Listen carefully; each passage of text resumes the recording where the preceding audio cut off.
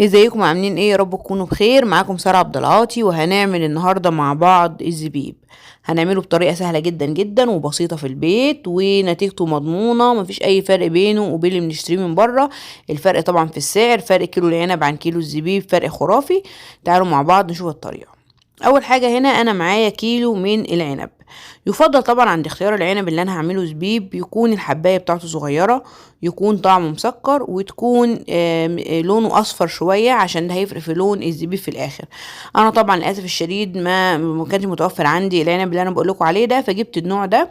بس طبعا يفضل زي ما اتفقنا العنب تكون حباته صغيره ويكون اصفر ويكون مسكر. اول حاجه هنا بعد ما فرطت العنب بتاعي هغسله بميه ومعلقه كبيره من الخل، وهغسله كويس جدا. الخطوه ديت هشوف اي ميكروبات اي حاجه في العنب هتتغسل كويس جدا بالخل. شطفته طبعا هنا بعد ما صفيت الميه اللي بخل، شطفته كويس جدا بميه نظيفه من الحنفيه وصفيته.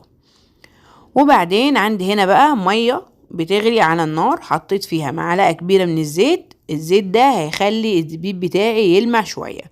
وحطيت هنا معلقه صغيره من الملح وعصير نص ليمونه. والملح والليمون هنا دول ماده حافظه للعنب عشان ما يعفنش معاه وما يبصي. تمام. واول ما الميه غليت زي ما انتم شايفين بالشكل ده، نزلت فيها العنب بتاعي اللي انا غسلاه كويس جدا اهو زي ما انتم شايفين. ده كيلو من العنب.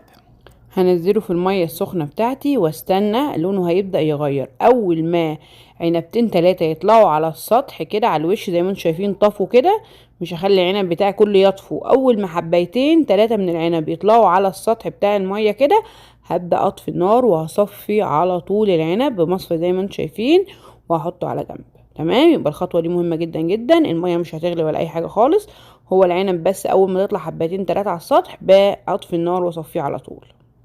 هنا بقى عندي صينيه حطيت عليها فوطه مطبخ، وهطلع العنب بتاعي بقى هنا واحطه على الفوطه زي ما انتم شايفين بالشكل ده. اهم حاجه الصينيه تكون كبيره. شايفين العنب بتاعي كمان في منه فتح بالشكل ده زي ما انتم شايفين، ما قلقش خالص من المنظر ده، عادي جدا. ده الزيت اهوت.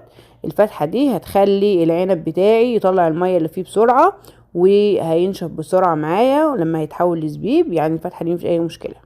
تمام. هنشف هنا اي ميه زياده اللمعه بتاعه العنب ديت من الزيت اللي انا حطيته.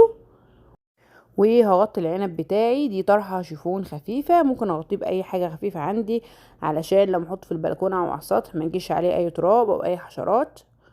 هغطيه وحطيته هنا. ده اول يوم انا عملته بالليل، ده بقى تاني يوم بالليل بعد 24 ساعه بالظبط. حبات العنب بتاعتي في منها نشف شويه وفي منها لسه. طبعا اللي خلاص نشف مش محتاج ان هو يتحط شويه في الشمس هشيله واحطه في علبه واسيب الباقي ياخد وقت ومش اي مشكله خالص.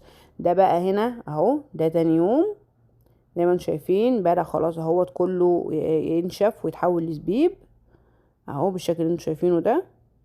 شكله حلو جدا جدا ومفيش اي فرق بينه وبين الجاهز. هنا خلاص الكميه كلها نشفت عندي زي ما انتم شايفين بالشكل ده.